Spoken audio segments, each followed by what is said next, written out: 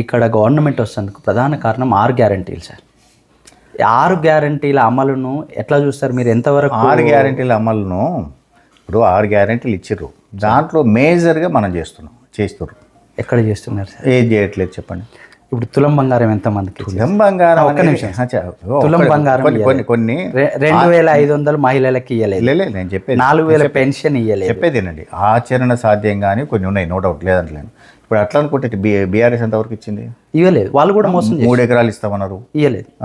ప్రతి ఎస్సీకి వాళ్ళు మోసం చేసిరనే కదా సార్ అపోజిషన్కి పంపించారు. కరెక్టే, కానీ వాళ్ళు ఇచ్చిన మేజర్గా ఇప్పుడు అవేమో తర్వాత ఇప్పుడు మనం ఏంటంటే ఈ మహిళలకు 2500 కానీ తర్వాత తులం బంగారం అనేది దాంతోనే అది నిత్యావసర వస్తువు కదా. ఆ తులం బంగారం తీసుకొని ఒక రోజు విద్యార్థులకు 5 లక్షల భరోసా కార్డు ఇస్తున్నారు సార్